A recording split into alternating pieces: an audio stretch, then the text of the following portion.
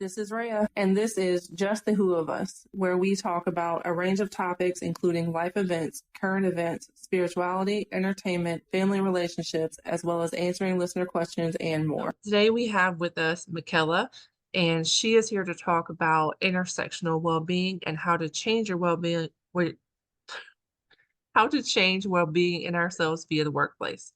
I usually talk pretty smoothly, but I don't know what's happening today. I was reading it, like reading a card earlier, and I'm just like tripping over myself. Um, so I know how that goes.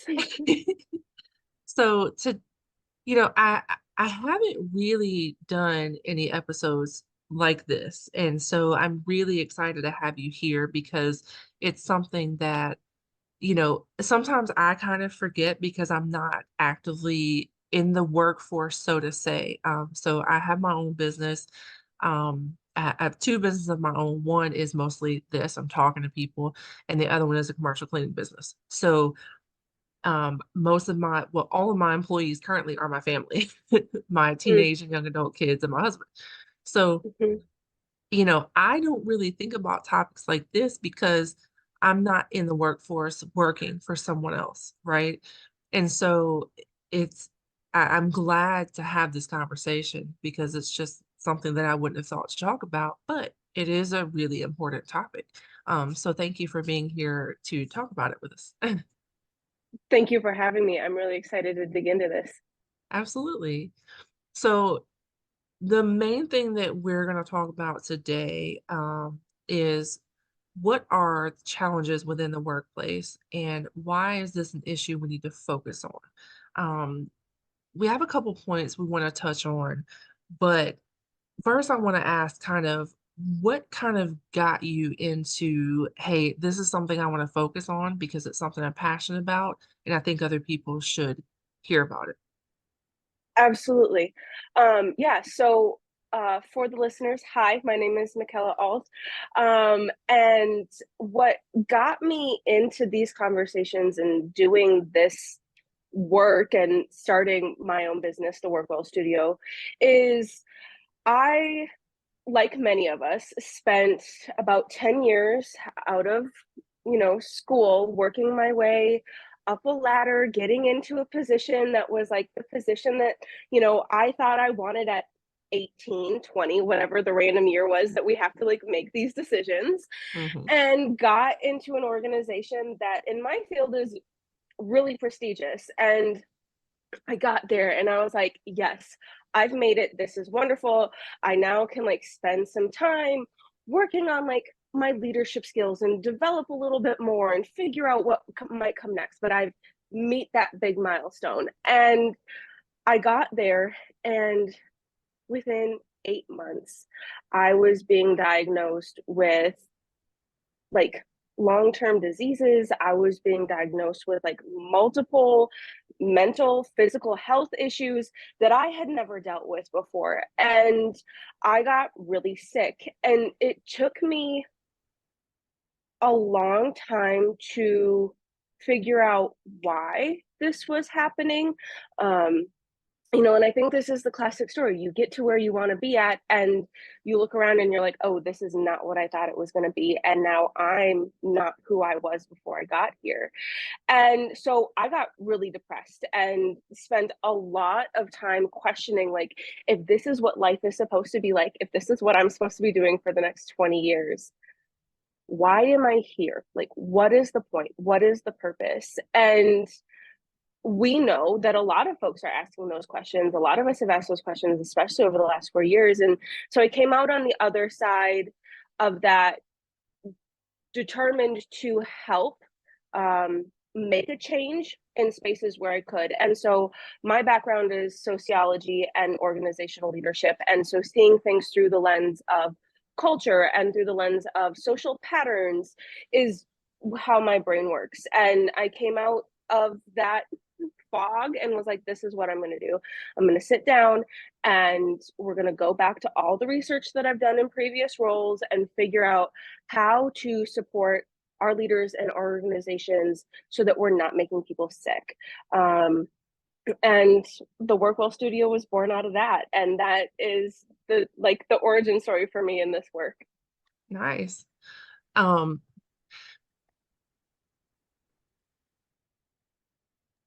excuse me, sorry. Um, sorry, I completely had a point and it just left my brain. Um, I'm like textbook ADHD, so I apologize. It's Like, all good. I've been still working through some of the COVID brain fog, so I get it. okay, so I think that was one of the things that I was kind of focused, like thinking about Mhm, COVID kind of it had kind of two possible reactors, right?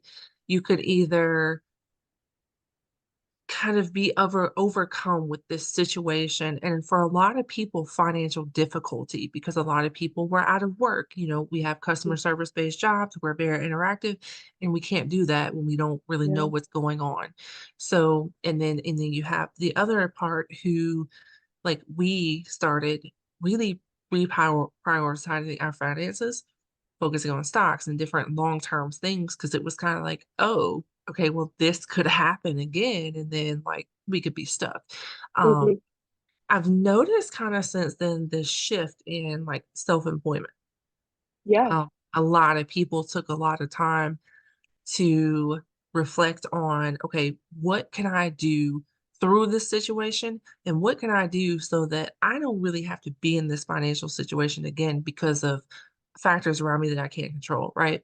mhm, And and some of these businesses are still customer service based, but thanks to online presence, you can do a lot of this stuff online now to where if there's another situation or you're sick or, you can't be around people, we can still do these things and be successful at yeah, them. So that was one thing I noticed that COVID kind of brought. If you're looking at it from a perspective of success, it kind of did mhm, bring these new opportunities. And I've seen a lot of people since COVID start their own businesses and just take control of their life. And that's not to say that if you still work for someone else that there's anything wrong with that. It's perfectly fine. um but you know it's just one of those things that where we could take our perspective of this thing that happened to us, and instead of being completely kind of overtaken by it, we can be mm, like, okay, how can I use this to be productive? yeah, absolutely. There's a lot of opportunity for learning, and I think we still coming out of that, but, most notably that end of 21, early 22 time period where there was coming out of lockdowns or whatever your states were in, Yeah, and seeing organizations, having those two options, just like people, organizations had those two options. yeah, Do we go back to what we've done before? Or do we continue to take what has been working over the last 6, 8 months and continue that way?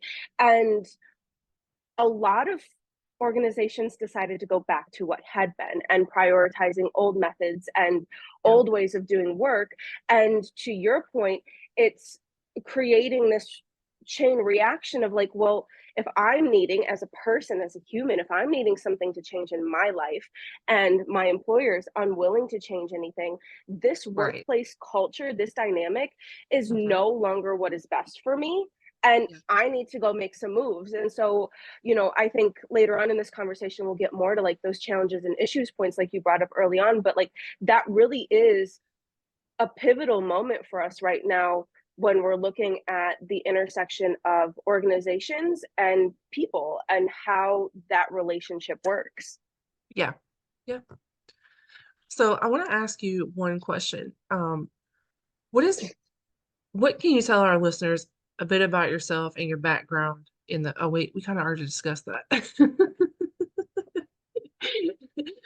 um, so I want to ask you one question. Are there any challenges or issues within the industry that you believe need more attention? Yeah, I think this piggybacks right off of, what we're just talking about right now. Absolutely.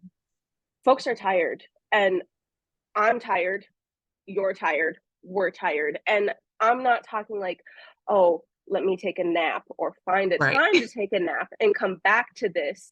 Yeah. It's we're seeing, you know, studies and reports are saying you go and you talk to individuals or you go look on social media, individuals are also saying like all of the data is showing we are experiencing mass fatigue, what we are calling burnout. And so this burnout is looking like people are needing and willing to take multiple days off if they are able, like in between work weeks, Mhm. because just from one week to the next, it is so emotionally and mentally exhausting to keep up right now with the pace of the world and everything that is going on as well in our workplaces. And so we're looking at this, and this is not like, this is devoid of like, if you have physical illnesses or mental and emotional illnesses, this is just our average humans on top of everything else that is going on, Yeah. average health, I should say. We're tired. And when I know for myself, when I'm experiencing that feeling, that emotional reaction, I don't want to give the limited time and investment that I have into an organization where I don't feel psychologically safe, where I don't feel Yeah. like there's trust, where I don't feel like I'm getting the same investment back that I'm putting in.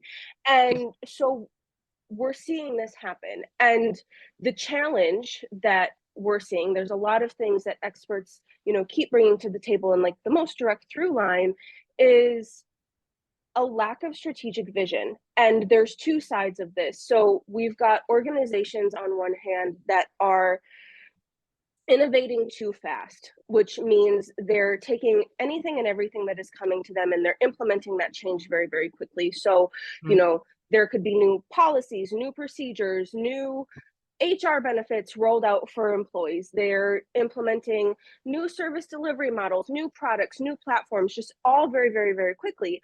And as an employee, we're hesitant to like buy in and invest with that because we've seen it come 100 times and we've seen it go 100 Right. times. And so the change is just way too much to keep up with. And on the other side of that conversation, we have organizations that are really hesitant to innovate, really hesitant to make a change, really pushing back when their employees come and are like, hey, we're seeing this work at a similar organization and it's, bringing them these benefits. This is something that we would like as part of, our HR packages or what have you. And the response is like, wait, hold on. We have our priorities, we have our plans, we're going to see this through. Yeah. And so then those employees are like, well, you're not going to listen to me and you don't really want to invest in what's going to make, things better. And so on both sides, an inability to innovate or a need to like make changes too quickly comes down to a lack of strategic vision. Yeah. What are we doing from a visionary standpoint to help grow our organization and grow our people? And what we're seeing, the response to that, the reality to that is no different than what we as employees are experiencing. Our leaders are tired. They're humans, they're experiencing the same things we are. And as a result of this mass influx of information and this social reckoning over the last 4 years, and all of these changing priorities and AI and all of these things coming in, it's really difficult to weed through that to figure out what is best to move forward. And Right. you have these leaders trying to wrestle with that. And I this conversation saying we need to as our people. It's always been our people. We work with people. Our people are the ones that are driving our organizations forward. Our people are the ones that are, frankly, helping to drive our bottom lines if you're in like the for-profit sector. And when it comes down to how to address this challenge or this issue, our leaders need to have the time and space to take a step back, sit down with experts in this area to think through strategically, how do we create an organization, a workplace that is safe, that has a culture where folks want to be there, know that they can be there, and feel empowered to bring themselves in whatever space that looks like to this conversation, because otherwise we just continue to drive burnout because there's no investment in our people. right, right. I want to point out something that, you know, it quality over quantity kind of comes to mind. For Mhm. one, you see, let's say fast food, McDonald's, Bojangles, Wendy's, Sure. whatever the case may be, fast food, Walmart, even. You see, like, there's always people there, right? Mhm. Typically, there's always enough people, or as what we see being enough people, right? And bigger places are able to hire people, come and go. You know, it seems to me, I haven't worked in fast food. I've worked at Walmart. I've worked in restaurants, different capacities. And then I've worked for myself. Yeah. Um, you make a point to, which is important for people to know, especially people who own their own business, is and even people who don't, because if you're working for someone else, it's important for you to kind of keep that human connection, and also Mhm. understanding that the owner of this business is a person as well, right? Yep. If it's a big corporation, it's a little bit different, and even sometimes food chains, because they can actually be individually owned. That's a whole nother conversation. So, you know, when it comes to workplace culture, it's a very in-depth kind of dynamic. There's a lot of components. Mhm. You have the people who are doing the work, who, obviously want to feel important. They want to be able to pay their bills. They want to feel like they're a priority, even if they're just one of the many, right? Yep. And then you have the person who is actually doing the ownership or the running of the business, who I have learned there's a lot of responsibility. Mhm. And, it I know that in some areas, there's an easier ability to provide quality over quantity, because maybe you don't have to hire as many people, whatever the case may be. And then there's places like fast food, or, Walmart or whatever, that you see a ton of people, but a lot of them are Mhm. coming and going. Mhm. It all kind of goes down to how people are being treated on either kind of scale. Yep. I could be a smaller business and not need a ton of people, but I have a large rotation because I don't treat people right. Um, Yep. I could be a bigger business and need a ton of people, and I have most of the same people there forever because I treat them right. It Yep. just, there's a lot that goes into it, and and a lot that can affect it. Um, Mhm. I'm not going to kind of go any deeper into the complexities, because there's different levels Yeah. of business management, and you have Yep. different components and whatnot. Um, Financial component, Mhm. uh, Mhm. but even the financial component as a business owner, large or small, kind of goes into things, how we manage our money, how Yeah. we're managing, how we have those different avenues of income, and things like that. But regardless, whatever you as a business owner or you as an employee have going on in your life, you know, having compassion for another human, Mhm. it all kind of comes back to that. Yeah, and that really highlights how, like, all of these different dimensions of our individual well-being is Mhm. impacting everybody else. Financial well-being is a very, big thing, and Yeah. there's a lot of research and a lot of topics around that, and it is your financial well-being. It impacts your quality of life, and those things drive how we're able to create community. And to your point, we have a lot of individuals that are able to go out and start their own businesses, and we have, experts in their fields elevating up into management positions and leadership positions. And to your point, at the end of the day, what is the most important thing to remember is that we are all humans, and we all have different strengths. And so if your area of expertise isn't maybe this aspect of leadership or management, it's really important to know that and be able to do the emotional Yeah. well-being, the emotional self-reflection, to Yeah. say, hey, I need to bring in supports so Yeah. that I, in myself, am not negatively impacting then everybody that works for me. Yeah. Yeah. Yep. My point of kind of saying all that was to is to lead into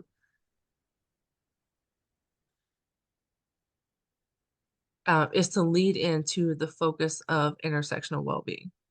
Hmm. So, like I said, we know whether we're an employee or whether we're the business owner, we are a human and we Yep. have different components of our well-being. One of my favorite things to talk about on here is the wellness wheel.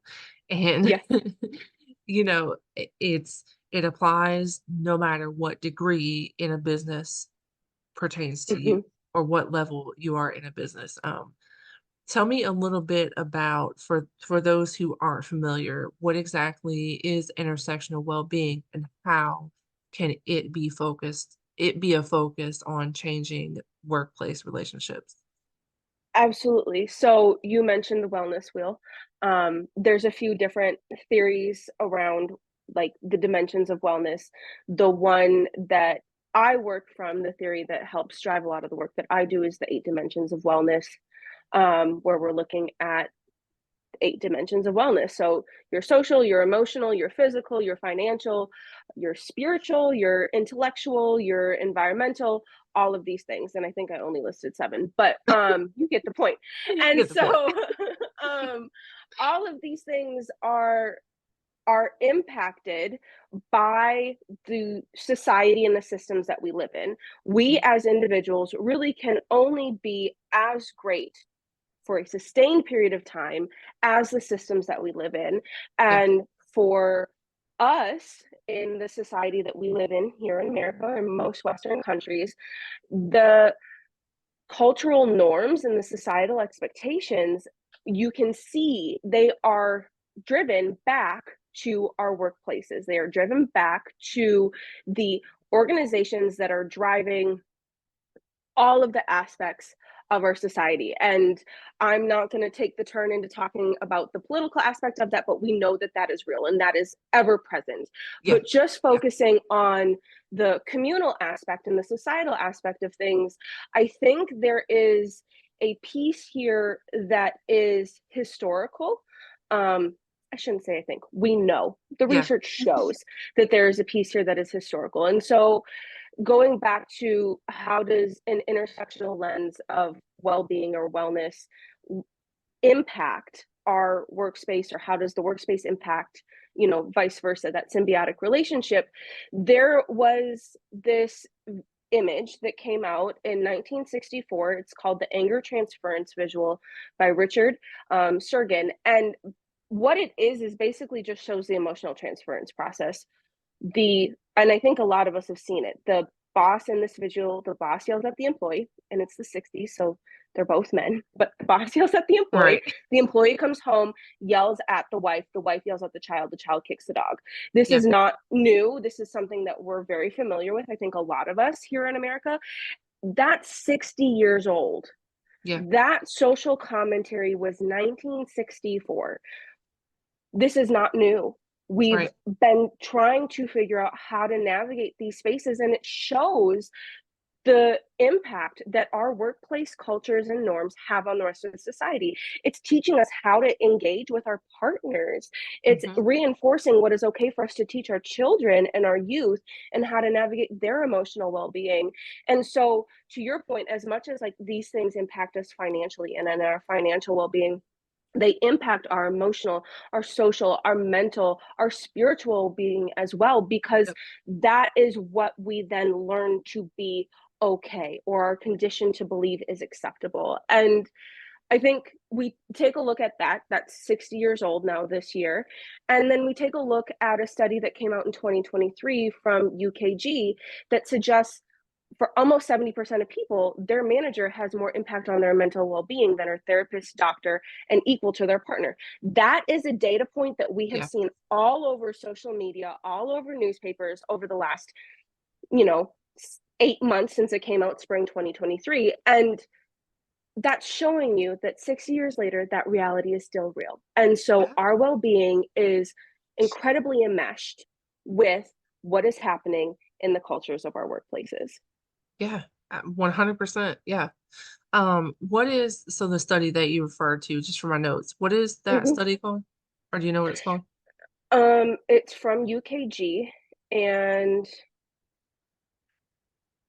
my link is not opening right now, but it was focused on how our workplaces, like, post-COVID are still impacting, like, how we are able to, like, move through the world, and I can share that link with you, Okay. after this, but it's not opening in my doc for me right now. That's okay. Okay. Um, and so then, so kind of piggybacking off that, in what ways do you think work culture has the potential to positively impact society? Yeah, absolutely. So, when we take all of that into consideration that we just talked about, and we add, another piece of information that, at least in Western countries, most employees will spend about 9,000 hours of their life at work, Yeah. which equates to about one third of their lifetime. Yep. We're looking at a reality where, yes, we're seeing a lot of difficulties right now, but we're in a moment of change. And there, to our previous conversation, there have been a lot of organizations that have been resistant to change, and there are others that are trying to manage their way through it. And like change management is really difficult, and the change process takes a lot of time. And we Yeah. know that creating anything sustainable is going to take 10 years.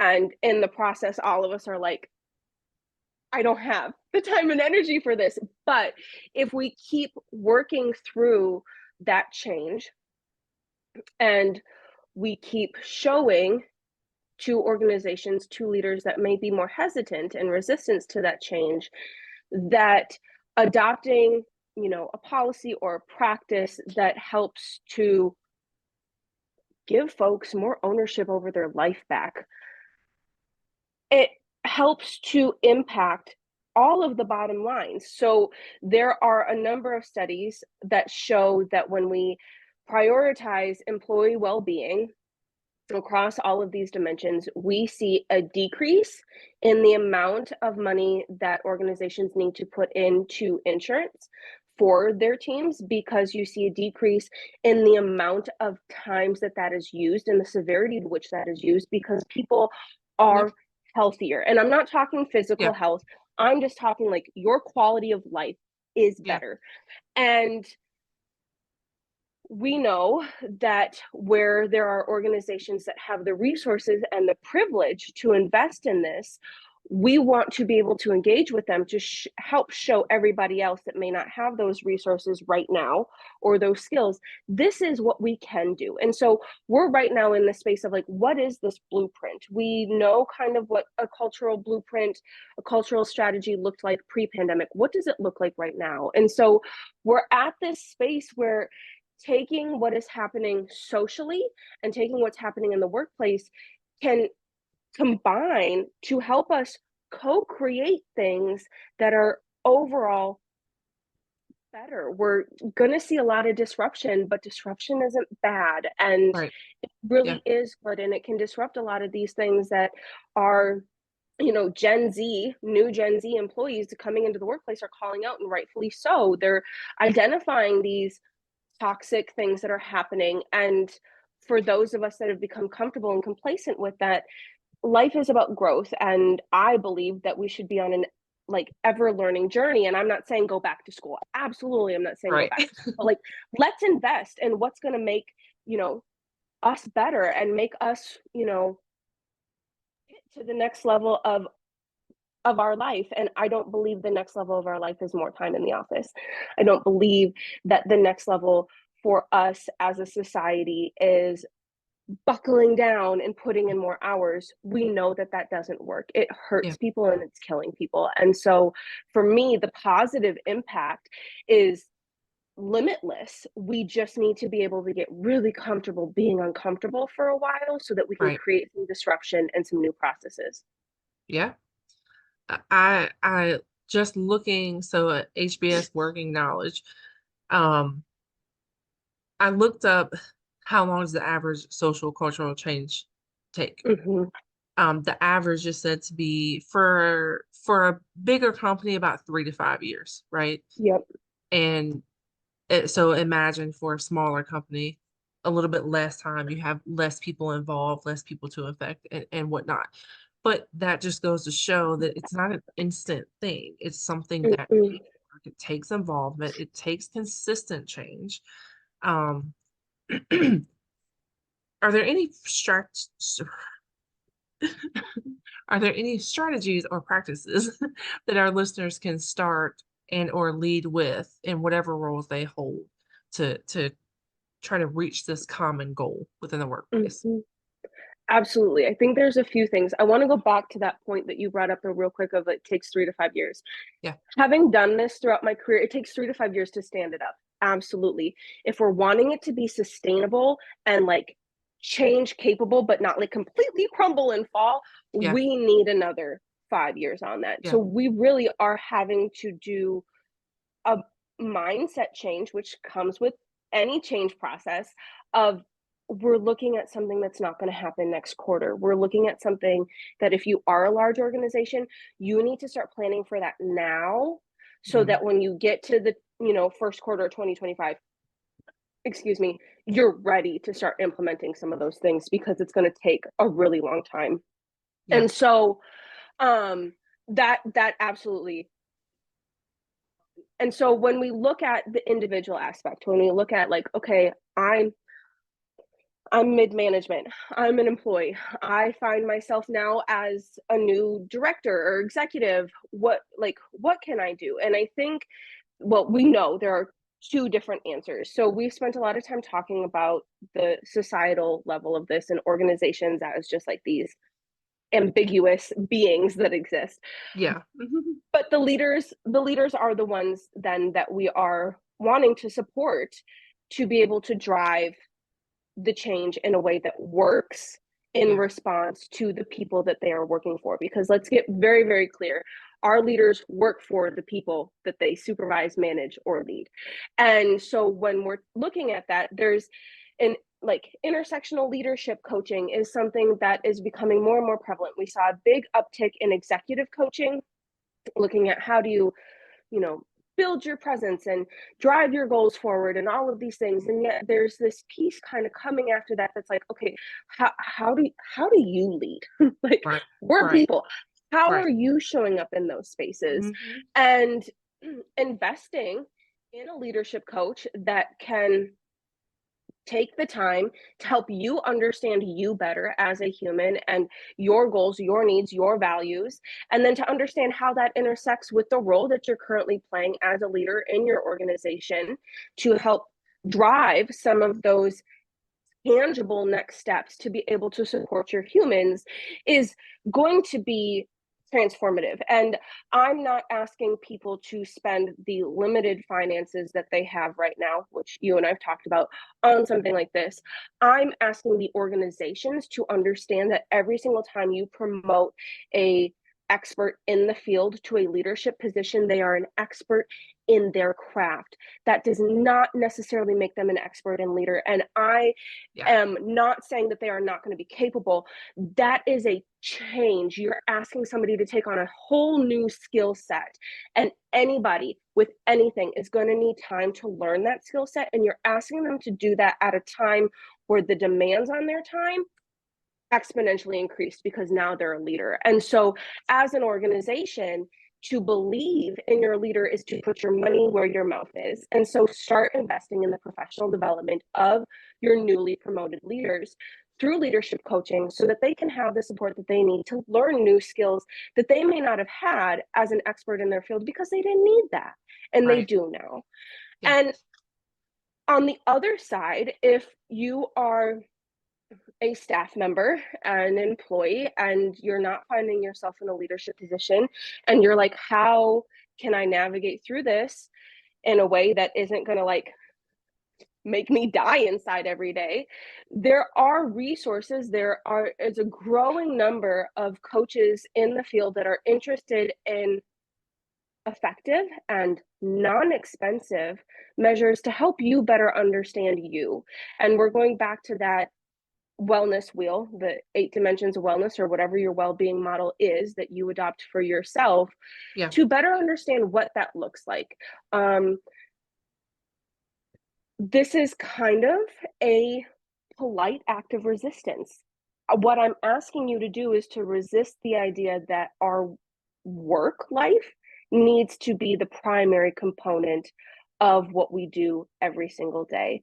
That's not Yeah. true. And it creates this very significant imbalance. And so, working with somebody who can help you understand what it is to live a full life for you, what are your goals, what are your passions, what are the things that drive you outside of work, can help to mitigate, because they can't get rid of, because again, this is the society that we're living in, but it can mitigate the stress and the harm that that creates, to make things feel a little bit lighter. And this is not a long-term solution, and I hesitate to give individuals things that they can do for themselves when we know that these are societal level issues. um, but there is the individual act of resistance that is really impactful in driving change. And so, if that rings true to you, those are wonderful resources. There again is a growing number of coaches investing in what that looks like to really support the whole human, um, to decrease the harm that is happening right now. Okay. Um, sorry, I got distracted. But somebody came downstairs. Uh,